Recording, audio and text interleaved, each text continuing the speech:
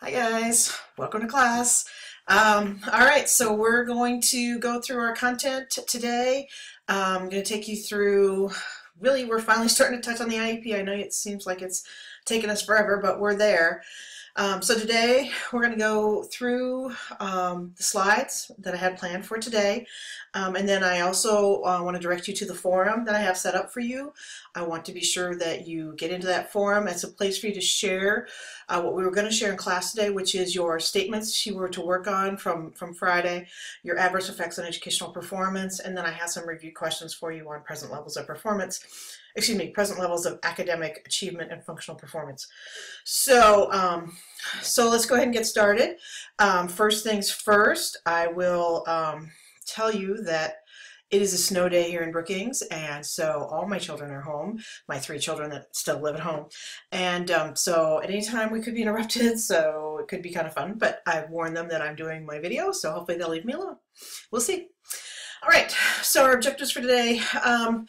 One of the things I planned was that we were going to look at our documentation process for adverse educational effects. Instead of sharing that out in class, you're going to do it on the forum. I'm going to take you through the parts of the IEP process and document. We're going to identify where the present levels of performance are located in the South Dakota IEP.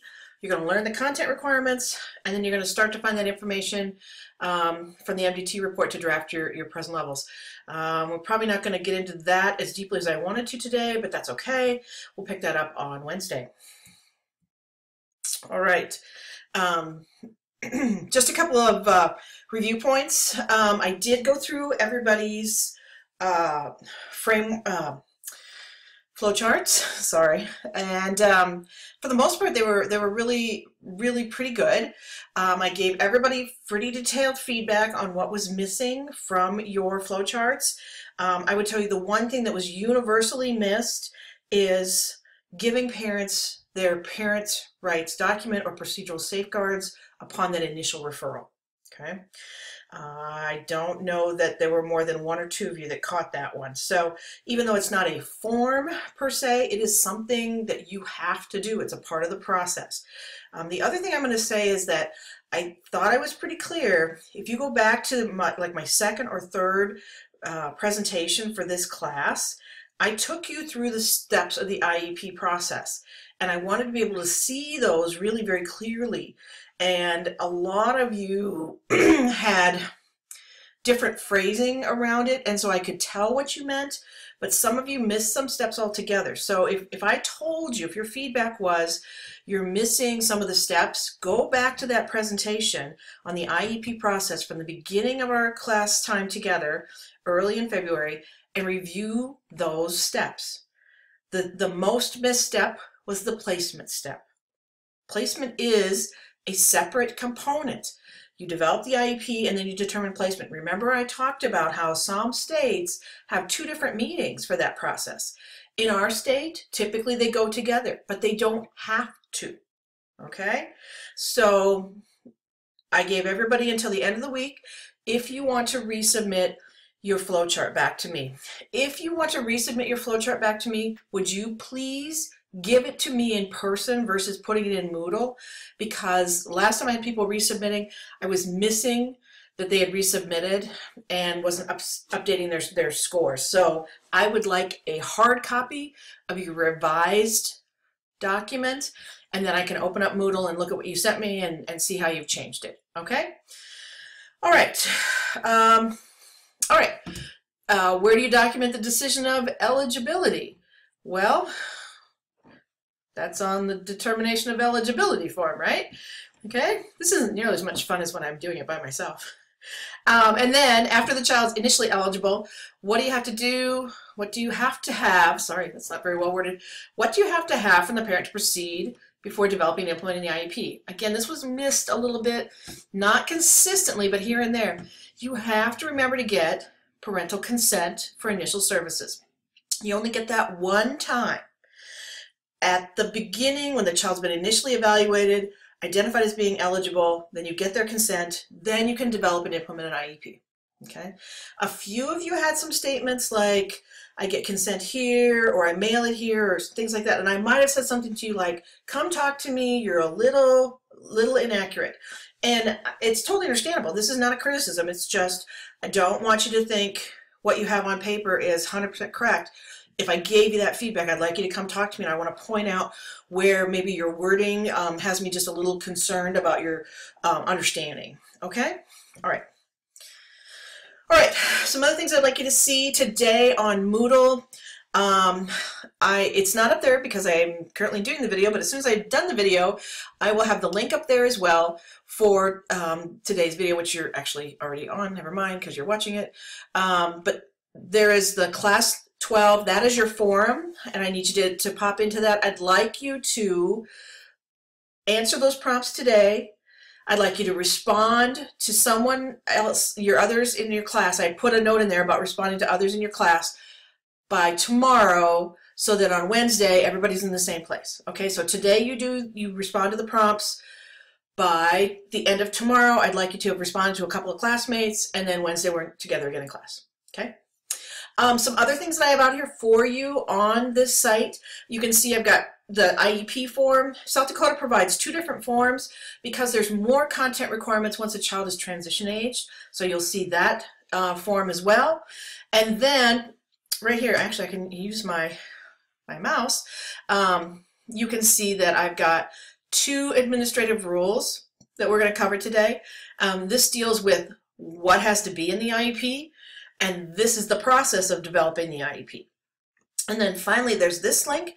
This takes you to South Dakota has some samples of present levels of performance statements. Okay, so we might try to open that up today. All right, so your student is eligible. What do you do now? Well, it's finally time to write the IEP. It's a very complex document, and I want you to tackle it in small bits. Okay, always remember that you're not the only person developing this IEP. You may be working singularly as writing the draft based on what you have in evaluation, or if it's an annual review, what you have for progress and progress monitoring data. But the parent and other team members, including the classroom teacher, are also important and integral in developing that IEP. So never think you're totally in a vacuum. So then remember, and I think we've hit on this quite a lot already this year, is that the district makes a commitment through the IEP process, and it's FAPE. You know, we've talked about when do you do a prior written notice, and when do you have to, you know, write something out for parents so they know what their rights are. Anytime you're messing with the IEP, you're dealing with FAPE, because that's how you show that you're providing an appropriate educational program. All right. So the next is just I want you to remember that guide that you've all printed out and are carrying with you to class. That's basically everything in a nutshell. If you get turned around sometime and you're working on something on your own, I encourage you to go to the guide and find the guidance that it gives you in terms of the content and the procedures for what you're supposed to do. They have broken everything down according to section, section, and section, so that you can find information exactly about the portion of the IEP you're trying to complete. I can't say that every state does this, but that's how South Dakota's looks. But you know, remember, everybody has some sort of a guidance process in their own state. Okay. All right. Keep in mind, there's 2 parts to the IEP. It's not just the document itself. It is the meeting where the IEP is developed, and then that document that basically serves as the record. This is what we decided. This is the thing we all came around and agreed on for this child. And why is that important? Because your meeting is really important. I'm going to show you a video here in just another slide or 2. That's an example from another state. It's got some stuff in it that's a little bit not South Dakota, but that's okay. But it's a really good example of how a meeting flows for a child on an IEP. And we're going to spend some time, not this week, but after you're back from spring break, talking about planning and holding meetings, including those meetings where maybe not everybody's in agreement, where you have maybe families that are really emotional and negative or aggressive. And how do you handle that? Because that's a big part of the process, is being able to navigate those things. Okay, so You remember this about the IEP is that we have to give the meeting notice within a reasonable time frame. It has to be at a mutually agreed upon time and place. Remember, nobody gets to say, well, it has to be my way or the highway. Everybody's in attendance unless they're excused. I think I've hit on this lightly before. There is a process where if you need to, you can ask the parents' permission to excuse a required team member. Now, I would put this out there with a lot of caution because you never want to assume the parent's going to say, yes, that's okay, they can be excused. Because basically the parent can say yes or no, and you have to abide by that. So if you go to a meeting and you're up against a deadline for getting this IEP done because your timelines are running out, and suddenly the classroom teacher can't be there, and you go to the meeting and you say, well, I'm sorry, your son's classroom teacher couldn't be here today. I hope that's okay. Would you sign to excuse them? And that parent may say, no, I really need them here. It's very important that they're here because he's having trouble in classes that this teacher teaches. You can't hold your meeting. You've got to reschedule. And so your timelines might get blown. Never, never, never assume that your parents are going to say yes to something. You can ask, but they can also say no. All right. With that being said, everybody has a role to play. And that's why there is an emphasis on some documentation. If you do end up excusing a team member, they have to provide input still to the team, even if they're not physically there. I would caution you against using the excuse process because I think it sends a message potentially to the people that are getting excused that they're not needed, or it's really not necessary for them to be there. It's very important that all those team members are there. You will need their input and their information. So I wouldn't use that process frequently if you could at all prevent it. It needs to be probably in just an emergency situation. And that's pretty much what I want to say about that. Okay, so I'm going to go to our next slide, and for a few minutes you're going to watch. I'm going to change this over. Whoops, that's not what I wanted. I want this one. Yeah, there we go. I just want you to watch this video. It's about 11 minutes long. Keep in mind some of the things you're going to see, like they have a note taker. I know that some states use a note taker. I think it's a terrible idea. You can have someone who's writing down points on the prior written notice because that's going to be a summary of your meeting, but don't take copious notes. No. And then, another thing that's kind of a pet peeve of mine is the special education teacher refers to the parents as mom and dad. I know it's picky, but you know what? I have a name. I am Delaney's mom. I'm Michelle. I'm, Mrs. Powers in the meeting, but I'm not just mom. Okay, I have a name. I'm expected to know your names as professionals. You should know mine. And so I really, that one just kind of makes my skin crawl a little bit. So just think about that a little bit, because it's really all about how you're treating parents as partners, as mutually respected partners. Okay, so here's the video. It's about 11 minutes long. There you go.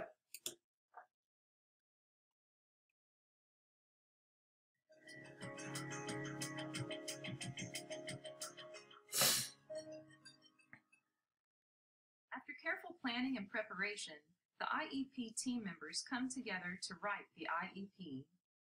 One member will act as IEP team coordinator. Today, that will be the student's special education teacher. Another staff member has been assigned to take notes and will ensure that the IEP forms and other needed paperwork are completed. Let's watch the team in action. Well, welcome everyone. As you know, we're here for Dominic's annual review of his IEP. And let's start with introductions. I'm Sandra Miller, who's Dominic's special education teacher. Hi, it's nice to see everyone here. My name is Michelle Atkins, and I am Dominic's regular education teacher. And I'm Allie Peterson. I'm Dominic's mom. And I'm Stan Peterson, and I'm with her. Actually, I'm Dominic's dad. I'm Dominic. Good morning. I'm Gretchen Adams, the school psychologist. Hello, it's nice to be here. I am Rosa Lopez, and I'm here from the middle school. And I'm Diane Woods, and I'll be the note taker today. And I'm Frances Lumsden. I'm the assistant principal and the representative for the local school district. All right, thank you. Well, I think we're ready to start. Everybody should have copies of the draft, and go ahead and refer to that. We're going to start with the student profile. Dominic continues to be eligible for special education in a category of specific learning disability in written expression and reading comprehension. And looking at Dominic's strengths, we've made some notes that he's a team player, gets along well with peers, he draws well, strong in math, and he likes using a computer and has good verbal skills. Mom, Dad, do you have anything you'd like to add to that?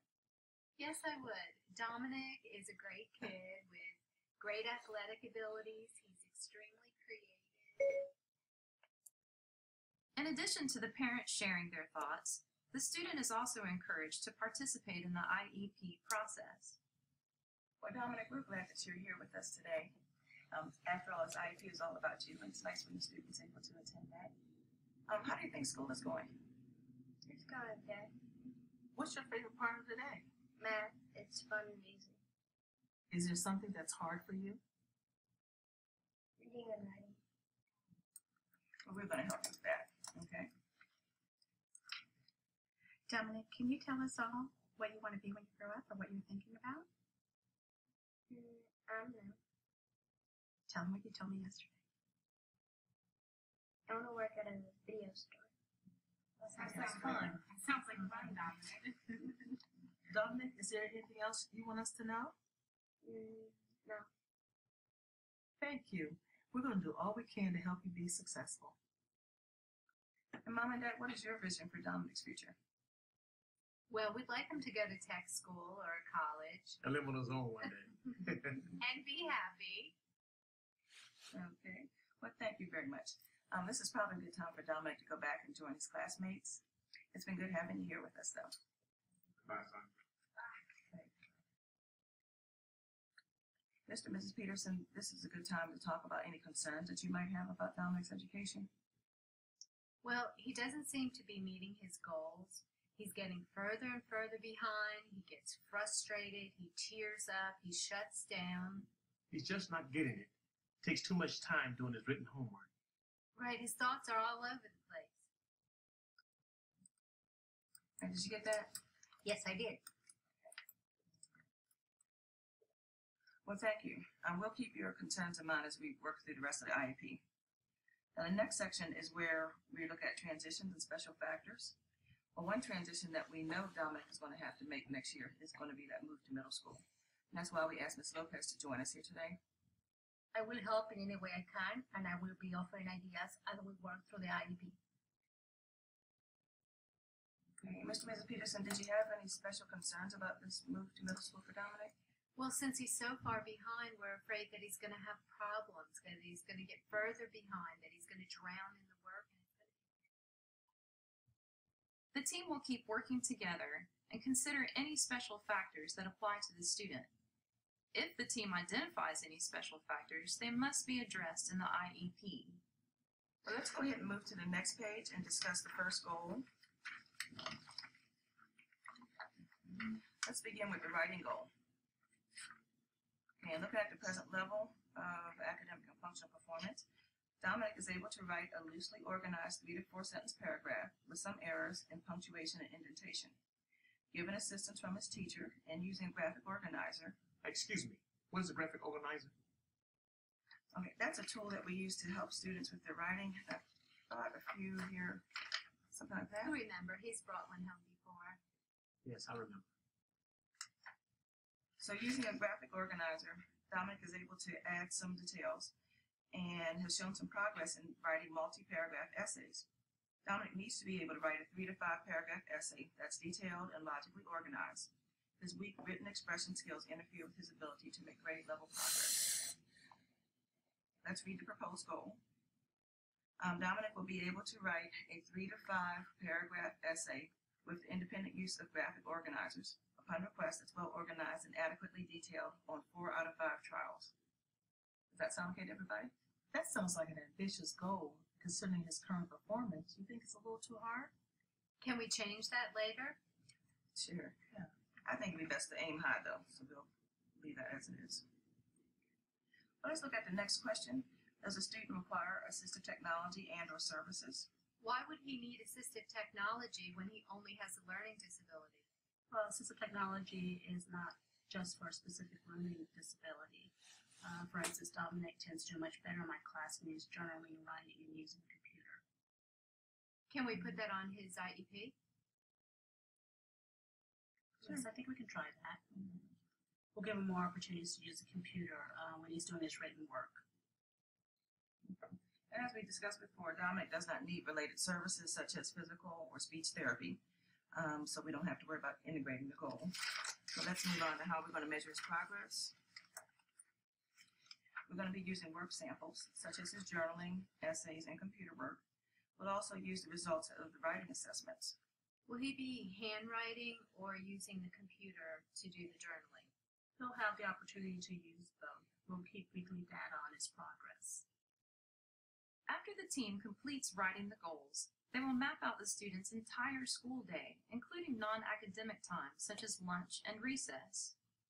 Using the map, they will indicate all times and locations where any modifications, accommodations, aids, or other supports will be provided.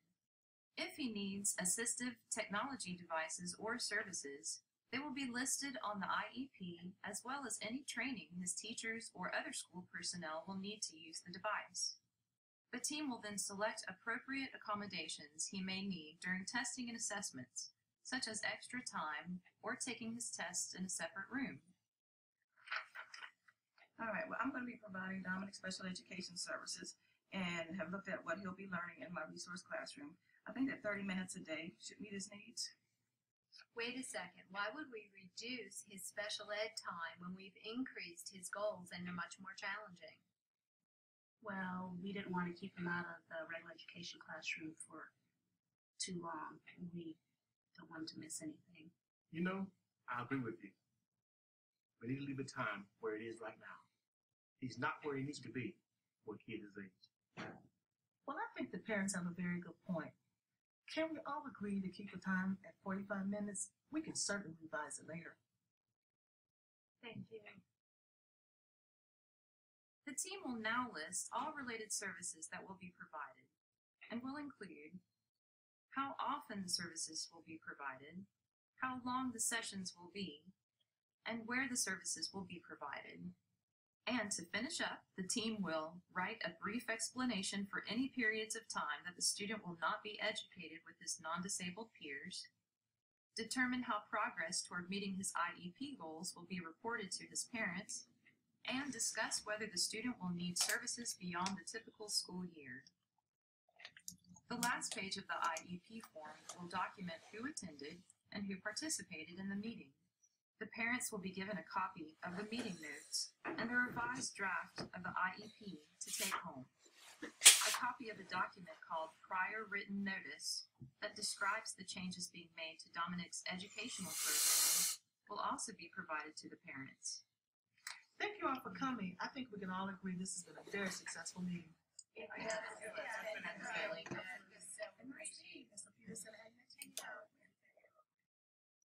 Our hope is that the information included in this DVD will give you the knowledge and skills to effectively participate in the development of your child's IEP.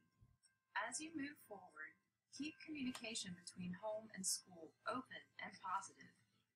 Check on your child's progress often and bring any concerns to your child's teacher or the IEP team early. Use good advocacy skills to resolve disagreements as they come up. And most importantly, remember the ultimate goal is an educational program designed to prepare your child for their future. Okay. So, I'll just stop that video. All right, so that video gave you a pretty good basic view of what an IEP could look like. You know, I like the fact that they had the young student, who's obviously a 5th grader going into middle school, come to a part of his meeting. You always want to clear those things with the parents before you do them and make sure that they're okay with you dismissing the child too. They may want the child to stay for the whole thing. You're going to know the student, the family is going to know their child. Again, those are decisions that should be made together when they're younger than transition age. When they're transition age, meaning they're 14, 15, 16 on up, then they should come to their meeting. They should stay for the whole thing because they're a required member of the team when you're discussing any transition planning for the child. Okay, so that's a little bit of a sidebar, but I just wanted to point that out because you might have had that question while you were watching the video. Okay, so if you have your guide out, and you can also look on Moodle with a copy of the South Dakota documents, the IEP document, you're going to see there's basically these 9 main sections to the IEP. The first one is just student information, and we're going to talk about that in just a second. And then you'll see a place for present levels of academic and functional performance. And then we talk about annual goals. If they're transition age, you would write transition goals and make a plan for transition. We address any special factors that might be relevant to the educational plan for the child. We talk about accommodations and modifications if they're needed, and then any services that are going to be delivered. This is the specially designed instruction component of the IEP. And then there's that final step of the IEP process, which is placement. And you'll see that embedded within the South Dakota IEP. And then we also talk about extended school year. We're not going to hit all of those right now. Okay, for now, I just want us to hit on some of the highlights with the first couple of pages of the IEP. All right, so by now you should be getting pretty familiar with all the student information that goes at the top. And then you start to see these, whoops, don't do that to me. Go back. There we go. All right, you start, gosh, touchy mouse. Okay, I'm just going to stop touching it. Okay, so you see the date, meeting date, date services begin, annual review date, date of eligibility determination, 3-year reevaluation. These are record-keeping devices that are embedded within your form, and they help you as the special educator to know when something happened. And the reason that we have them is because this is the most logical place to document it. And you know, I'm always saying, if you didn't write it down, it didn't happen. Well, most of what's on this front page is all about writing it down so that somebody knew it happened. Okay? So you can see the purpose of the meeting. That mirrors what you're probably going to put on your meeting notice. At least it should. There shouldn't be anything we're covering in the IEP that the parent isn't informed of through the meeting notice. The meeting date and when services begin are not necessarily the same day. As a matter of fact, it's almost impossible to write an IEP and implement it in the same day. I'm sure somebody somewhere has done it, but most of the time the implementation date is several days out from the IEP because it takes that long to just get things organized so you can start the plan. Plus, you're also going to be giving them prior written notice, which has a timeline of 5 days, unless the parents waive them. So you can't actually start the plan, except unless they waive it. Otherwise, you've got to wait that 5 days. The annual review date is meant for you as a record-keeping device that allows you to know when their IEP is going to expire, basically. There are no extensions to the 365-day requirement for having an IEP reviewed. Okay? And the law talks about being reviewed and revised. So it doesn't mean you always have to write an IEP from the ground up, but most times when it's the annual review, you are developing an entirely new IEP. There may be pieces and parts that you carry over, but you'll write a new IEP. The other thing we're tracking there is the 3-year reevaluation time frame. You'd be surprised how you lose track of it. You would think you would know. Well, if you are an elementary teacher and the child's been eligible since preschool, their 3-year reevaluation date may be different than what you're expecting because they didn't start in kindergarten, and so it isn't naturally going to happen in 3rd grade or 3 years exactly after you started seeing them. because they may have been evaluated and they're actually 2 years into their last evaluation and you have 1 year before you have to reevaluate them. So that's why those kind of things are very important. When we get to see the SPED Advantage program coming up here on Friday, I think you will start to see the benefit of an online tool because it tracks some of those things for you. Okay, then you'll see the stuff I have highlighted. You can see we have a place for the parents to check and initial that we discussed their evaluation results, the child's progress or assessments, that they got a copy of their evaluation results, that the student's eligible, that they got a copy of their rights, and that a copy of the IEP was provided. These are all required under federal law and state administrative rule. And so you have to be sure that you have marked and had the parent initial all of these things to document that you have covered it. A great example is, did you get a copy of your IEP? Well, how do I know if you got a copy of your IEP? Well, you're going to initial this and I'm going to bring you a copy and there you go. So this is the way I document that it happened. How do I know I gave you your rights? You're going to date this and initial it, and then I have a document that shows I gave you your rights, because you have to annually, at least annually, give them their rights. And then there's other times that we already know about that mean there's additional times when you're going to give them a copy of their rights. So just my big caution to you is, when the state provides you with a form and there's a box and a place to check and initial, there's a reason for it. And so you want to be sure that you're filling everything out. Don't leave things blank. The other part of this cover page is a place for the team to sign attendance. And you remember from the video we watched, they showed it right at the end and they said, here's where everybody signs. There's nothing that says you have to sign right when you get to the meeting or you sign at the end of the meeting. When I was guiding my teachers, I liked them to do it right away at the beginning and had them just clarify that we're going to just take attendance so that we know that everybody's here for the meeting today. So if you just sign that you were present. Families may misinterpret signing the IEP to assume that it means you agree with it. And so we got pretty good, at least I feel we were pretty good in Brookings about just really helping families understand this doesn't mean you agree with what we're proposing, it just means you're at the meeting. We're just taking attendance. But it's really important that everybody sign in, because again, if someone should ever raise the issue of whether or not you had all the right people at the team meeting, say you left off the administrator or you didn't have a classroom teacher, if you have your signature, it shows, no, they were there at the meeting. Now, do mistakes happen? Does someone forget to sign in? Yes, that does happen. But it would be highly unethical to go and have people sign an IEP if they did not actually attend it. That has happened, that continues to happen across the state and I'm sure in other places. But that's not an ethical process. You need to capture who is there at the meeting. They have an ethical responsibility and a professional responsibility to come to the meetings that you've invited them to. If they don't attend, it's not your responsibility to track them down and get them to sign a document. You're going to be without that signature, and then you have to make the decision at that meeting, which is, we're missing somebody from our team. Can we have the parent excuse them, which is not likely if you don't have their input, or do we need to reschedule? So, all right, now we start to get into actually writing components of the IEP.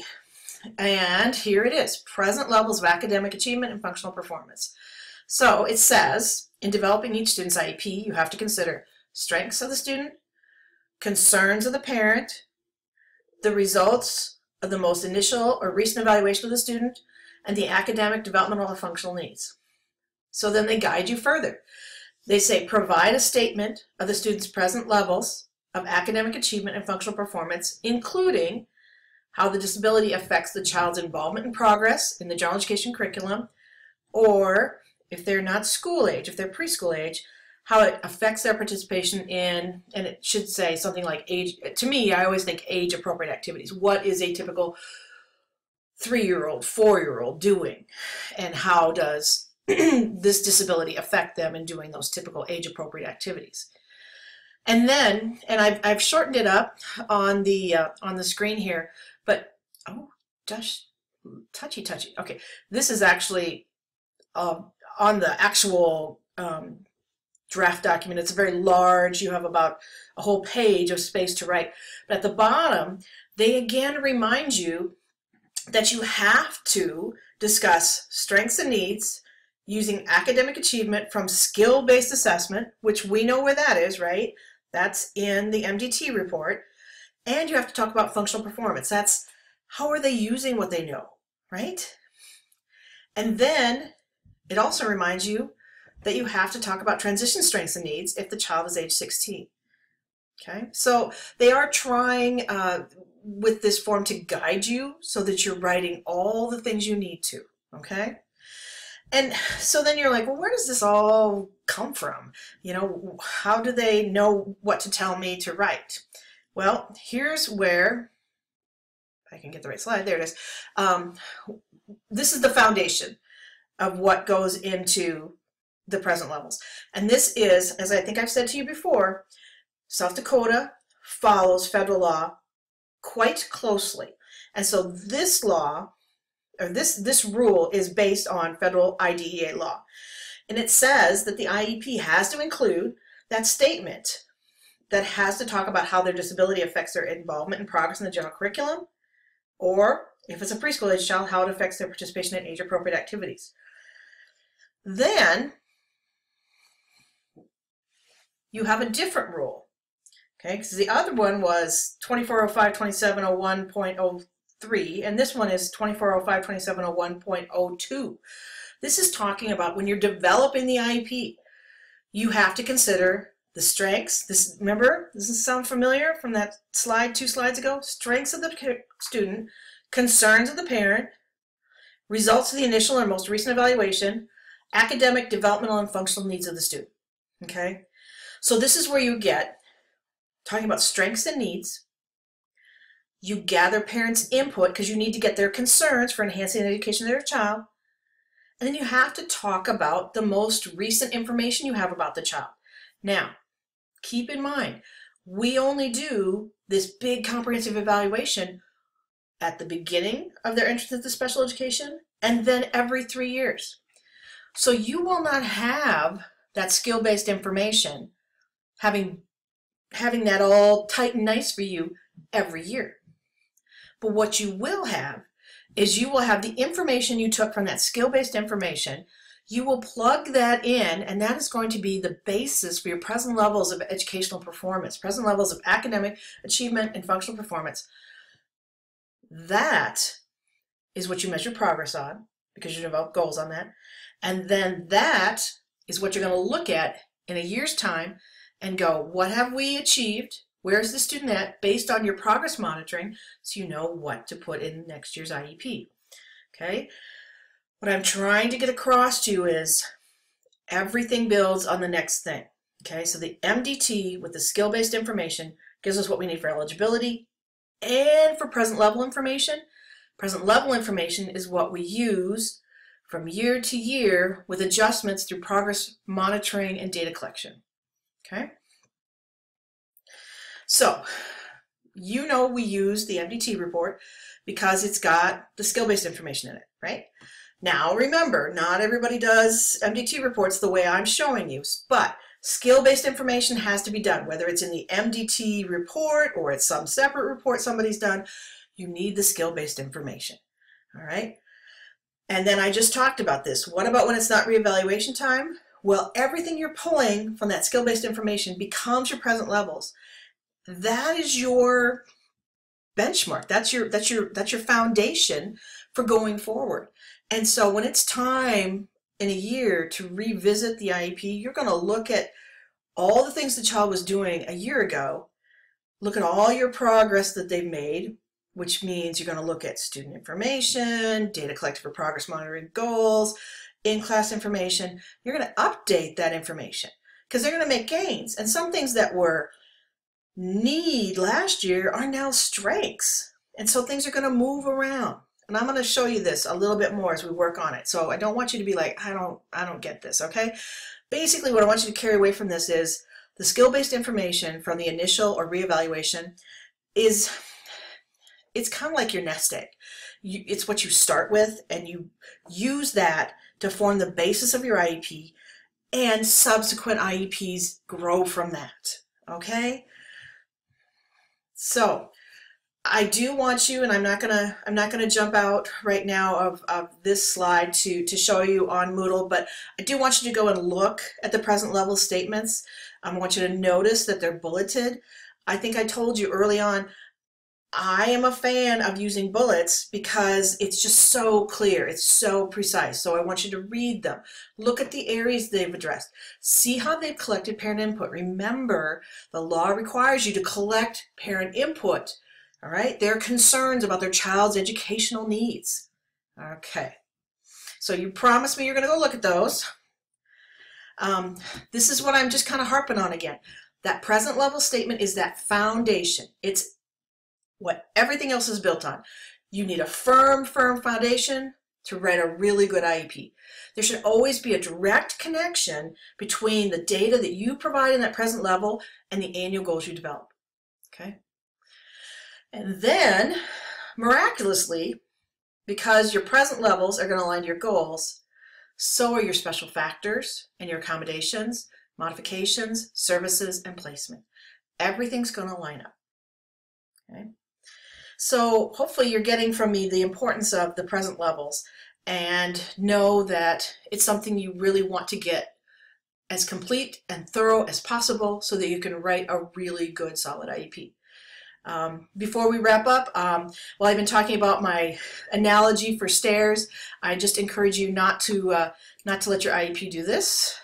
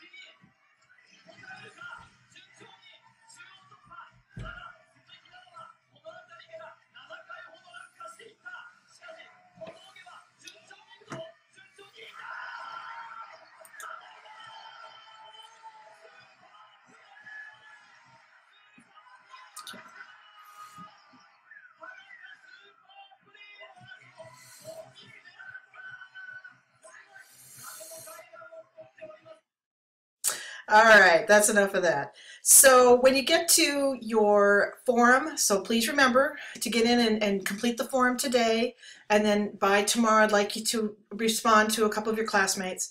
You know, I want you to be comfortable with the acronym of PLAAFP, what it stands for, what are the required elements, and then what's the role of the PLAF within the whole IEP. All right, looking ahead, flowcharts, revisions are due back to me on Friday.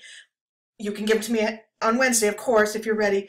I would like a hard copy this time. Please just give me a hard copy so I can see your changes. We're going to start talking about developing annual goals in addition to the present level statements.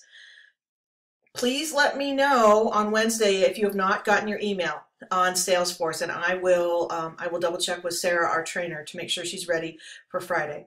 And before we know it, it's going to be spring break. So that's what I've got for everybody. Thanks very much. Stay warm today, and I will see you on Wednesday.